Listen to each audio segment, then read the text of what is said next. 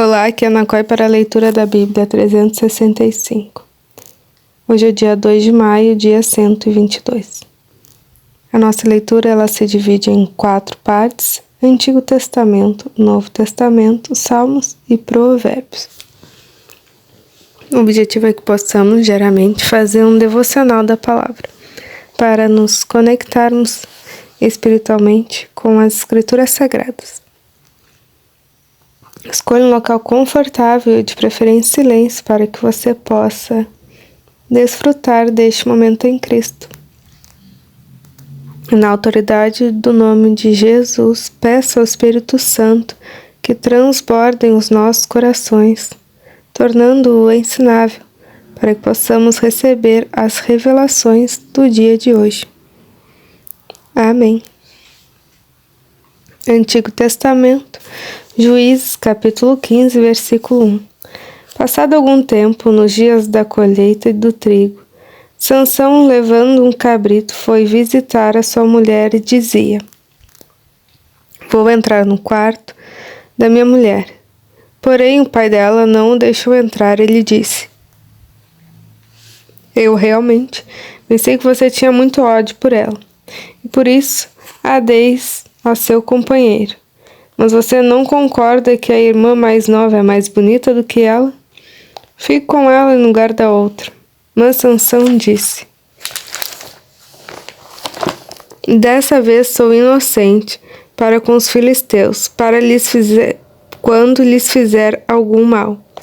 Então saiu, apanhou 300 raposas e pegou um bom número de tochas, amarrou as raposas 2 a 2 pela cauda e prendeu uma tocha em cada par. Pôs fogo nas tochas e largou as raposas nas plantações dos filisteus. Assim incendiou tanto os feixes como o cereal que ainda estava por ser colhido, além das vinhas e dos olivais. Os filisteus perguntaram: "Quem fez isso?" Responderam: "Sansão, um genro do Tinita, porque o sogro lhe tirou a mulher e a deu ao amigo dele." Então os filisteus foram e queimaram a mulher e o pai dela. E Sansão disse a eles: "Se é assim que vocês fazem, não desistirei enquanto não me vingar." E ele os atacou com fúria, matando muitos deles. Depois desceu e habitou numa caverna da rocha de Etã. Então os filisteus subiram e acamparam em Judá, espalhando-se por Leí. Os homens de Judá perguntaram aos filisteus: "Por que vocês estão nos atacando?" Responderam: "Viemos prender Sansão, para fazer com ele o mesmo que ele fez conosco." Então 3.000 homens de Judá foram à caverna da rocha de Etã e disseram a Sansão: "Você sabia que os filisteus dominam sobre nós? Por que então você nos fez isto?" Ele lhes respondeu: "Assim como fizeram comigo, eu fiz com eles." Os homens de Judá disseram a Sansão: "Viemos para amarrar você, para o entregar nas mãos dos filisteus." Sansão disse: "Jurem para mim que vocês não me matarão." Eles lhe disseram: "Não, nós somente vamos amarrar você e entregá-lo nas mãos dos filisteus, mas de maneira nenhuma vamos matar você." Então o amarraram com 2 cordas novas e o fizeram sair da caverna. Quando Sansão chegou a Leí, os filisteus foram gritando ao encontro dele.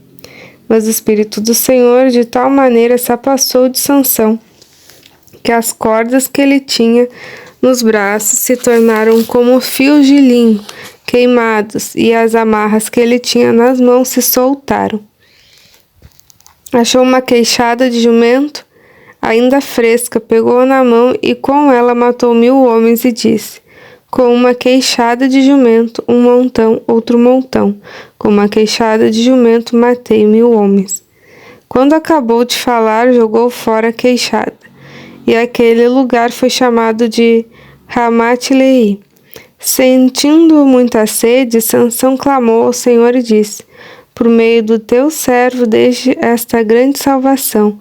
Será que agora vou morrer de sede e cair nas mãos dos incircuncisos? Então o Senhor fendeu a cavidade que estava em Leí e dela saiu água. Sansão bebeu, recobrou alento e reviveu. Por isso aquele lugar se chama em Acoré, até o dia de hoje. Sansão julgou Israel nos dias dos filisteus durante 20 anos. Sansão foi a Gaza, viu ali uma prostituta e teve relações com ela. Foi dito aos gazitas: Sansão chegou aqui. Eles cercaram o local e ficaram a noite toda esperando por ele às escondidas no portão da cidade. Ficaram em silêncio durante toda a noite, pois diziam: vamos esperar até o raiar do dia, então nós o matamos. Porém Sansão ficou deitado somente até meia-noite. Então se levantou, pegou ambas as folhas do portão da cidade e as arrancou, juntamente com os seus batentes e a tranca. Pôs tudo sobre os ombros e levou ao alto do monte que está em frente de Hebrom. Depois disso, Sansão se apaixonou por uma mulher do vale de Soreque, a qual se chamava Dalila. Então os governantes filisteus foram falar com ela e lhe disseram: convença-o a revelar em que consiste sua grande força e como poderíamos dominá-lo e amarrá-lo, para que assim possamos subjugá-lo. Cada um de nós dará a você 1.100 moedas de prata. Então Dalila disse a Sansão: peço que você me conte em que consiste a sua grande força e com que você poderia ser amarrado e subjugado. Sansão respondeu: se me amarrarem com 7 cordas de arco, ainda úmidas, ficarei fraco e serei como qualquer outro homem. Os governantes filisteus trouxeram a Dalila 7 cordas de arco, ainda úmidas, e com as cordas ela o amarrou. Dalila havia deixado alguns homens escondidos no seu quarto, então ela disse: Sansão, os filisteus vêm vindo aí. Mas ele arrebentou as cordas de arco como se arrebenta o fio da estopa chamuscada que é colocada perto do fogo. Assim não se soube em que se consistia a força que ele tinha. Então Dalila disse a Sansão: eis que você tem zombado de mim e falou mentiras. Agora, por favor, conte-me como você pode ser amarrado. Ele disse: se me amarrarem bem com cordas novas, que nunca foram usadas, ficarei fraco, serei como qualquer outro homem. Dalila pegou cordas novas e o amarrou. Depois disse: Sansão, os filisteus vêm aí. Dalila havia deixado alguns homens escondidos no seu quarto. Mas Sansão arrebentou as cordas de seus braços como se fossem um fio de linha. Dalila disse a Sansão: até agora você tem zombado de mim e só me falou mentiras. Diga-me como você poderia ser amarrado. Ele respondeu: se você tecer num tear as 7 tranças da minha cabeça e se as prender em um pino de tear, ficarei fraco e serei como qualquer outro homem. Enquanto ele dormia, ela pegou e teceu as 7 tranças dele num tear, prendeu com um pino de tear, depois gritou: Sansão, os filisteus vêm aí. Mas ele despertou do sono, arrancou o pino e tirou o cabelo do tear. Então ela lhe disse: como você pode dizer que me ama se não me revela o seu segredo? Por 3 vezes você zombou de mim e ainda não me contou em que consiste a sua grande força. Ela o importunava e pressionava todos os dias com a mesma pergunta, de modo que a alma dele se angustiou até a morte. Então ele contou o seu segredo, dizendo: nunca foi passada uma navalha na minha cabeça, porque sou nazireu, consagrado a Deus desde o ventre de minha mãe. Se o meu cabelo for cortado, a minha força irá embora. Ficarei fraco e serei como qualquer outro homem. Quando Dalila viu que ele havia lhe contado seu segredo, mandou chamar os governantes dos filisteus, dizendo: venho mais esta vez, porque agora ele me contou o seu segredo. Então os governantes dos filisteus vieram até ela e trouxeram com eles o dinheiro, Dalila fez com que Sansão dormisse no colo dela. Tendo chamado o homem, mandou-lhe rapar-lhe as 7 tranças da cabeça, e assim começou a subjugá-lo. Sansão havia perdido a sua força, então ela gritou: Sansão, os filisteus vêm vindo aí. Ele despertou do sono e disse consigo mesmo: vou sair como nas outras vezes e me livrarei. Mas ele não sabia ainda que o Senhor já havia retirado dele. Então os filisteus o agarraram, furaram os olhos dele e os levaram para Gaza. Amarraram-no com correntes de bronze e o puseram a virar um moinho na prisão. Mas o cabelo da sua cabeça, logo após ser rapado, começou a crescer de novo. Os governantes dos filisteus se reuniram para oferecer um grande sacrifício ao deus Dagom, e para se alegrar diziam: o nosso Deus entregou o nosso inimigo Sansão nas nossas mãos. O povo, quando viu Sansão, louvava o seu Deus, dizendo: o nosso Deus entregou nas nossas mãos o nosso inimigo, aquele que destruía a nossa terra e multiplicava os nossos mortos. Com alegria no coração disseram: mandem vir Sansão, para que ele nos divirta. Trouxeram Sansão do cárcere, e ele se divertia. Quando o fizeram ficar em pé entre as colunas, Sansão disse ao moço que guiava pela mão: deixe-me apalpar as colunas que sustentam o templo, para que eu possa me encostar nelas. Ora, o templo estava cheio de homens e mulheres. Também ali estavam todos os governantes dos filisteus. E sobre o teto havia uns 3.000 homens e mulheres que olhavam enquanto Sansão os divertia. Sansão clamou ao Senhor e disse: Senhor Deus, peço-te que te lembres de mim. Dá-me força só mais esta vez, ó Deus, para que eu me vingue dos filisteus que furaram os meus olhos. Em seguida, Sansão abraçou-se às 2 colunas do meio, que sustentavam o templo, e fez força sobre elas, com a mão direita em uma e com a mão esquerda na outra, e disse: que eu morra com os filisteus. E empurrou com toda a sua força, e o templo caiu sobre os governantes e sobre todo o povo que ali estava. Assim foram mais os que Sansão matou quando morreu do que os que ele havia matado durante toda a sua vida. Então os seus irmãos e toda a casa de seu pai foram buscar o corpo. Eles o levaram e sepultaram entre Zorá e Estaol, no túmulo de Manoá, seu pai. Sansão julgou Israel durante 20 anos. Novo Testamento, João capítulo 2, versículo 1. 3 dias depois, houve um casamento em Caná, na Galileia. E a mãe de Jesus estava ali. Jesus também foi convidado com os seus discípulos para o casamento. Tendo acabado o vinho, a mãe de Jesus lhe disse: eles não têm mais vinho. Mas Jesus respondeu: por que a senhora está me dizendo isso? Ainda não é chegada a minha hora. Então ela falou aos serventes: façam tudo o que ele disser. Estavam ali 6 potes de pedra que os judeus usavam para as purificações, e em cada um cabiam cerca de 100 litros. Jesus lhes disse: encham de água estes potes. E eles os encheram totalmente. Então lhes disse: agora tirem um pouco e levem ao responsável pela festa. Eles o fizeram. Quando o responsável pela festa provou a água transformada em vinho, ele não sabia de onde tinha vindo. Por mais que os serventes que haviam tirado a água soubessem, chamou o noivo e lhe disse: todos costumam servir primeiro o vinho bom, e quando já beberam muito, serve o vinho inferior.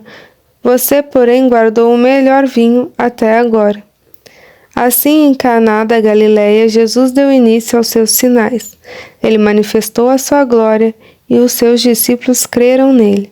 Depois disso, ele foi para Cafarnaum, com sua mãe, seus irmãos e seus discípulos, e ficaram ali não muitos dias. Estando próximo à Páscoa dos judeus, Jesus foi para Jerusalém. Encontrou no templo os que vendiam bois, ovelhas e pombas, e também os cambistas assentados. Tendo feito um chicote de corda, expulsou todos do templo, com as ovelhas e os bois. Derramou o dinheiro dos cambistas pelo chão, virou as mesas e disse aos que vendiam as pombas: tirem essas coisas daqui. Não façam da casa de meu pai uma casa de negócio. Os seus discípulos se lembraram que está escrito: o zelo da tua casa me consumirá. Então, os judeus lhe perguntaram: que sinal você nos mostra para fazer essas coisas? Jesus lhes respondeu: destruam este santuário e em 3 dias eu o levantarei. Os judeus responderam: este santuário foi edificado em 46 anos e você quer levantá-lo em 3 dias? Ele, porém, se referia ao santuário de seu corpo. Quando, pois, Jesus ressuscitou dentre os mortos, os discípulos dele se lembraram que ele tinha dito e creram na Escritura e na palavra de Jesus. Estando Jesus em Jerusalém, durante a festa da Páscoa, muitos creram no seu nome quando viram os sinais que ele fazia. Mas o próprio Jesus não confiava neles, porque conhecia a todos. E não precisava que alguém lhe desse testemunho a respeito das pessoas, porque ele mesmo sabia o que era a natureza humana. Salmo 103, versículo 1 ao 22, Salmo de Davi. Bendiga minha alma, ó Senhor, e tudo que há em mim, bendiga o seu santo nome.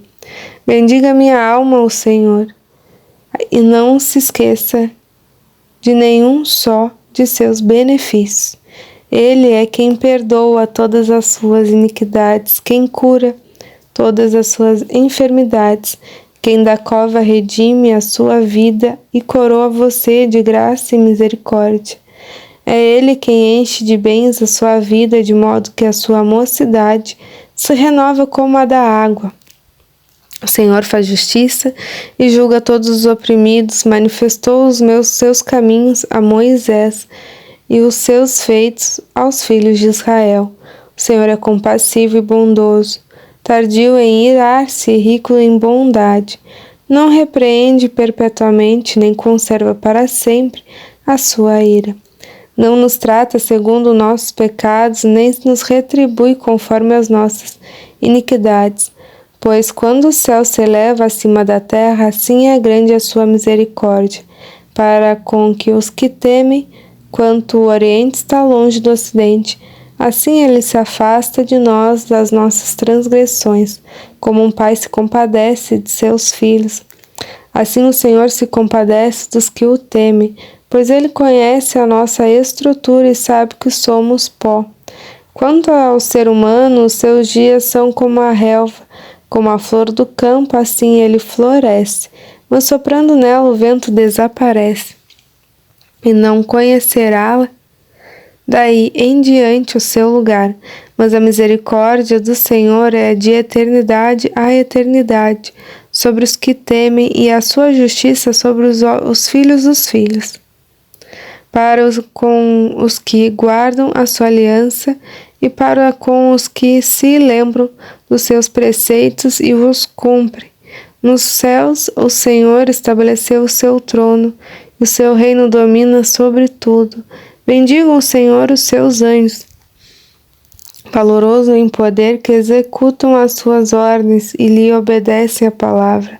Bendiga o Senhor todos os exércitos, ministros seus, que fazem a sua vontade. Bendiga o Senhor todas as suas obras em todos os lugares do seu domínio. Bendiga minha alma, ó Senhor.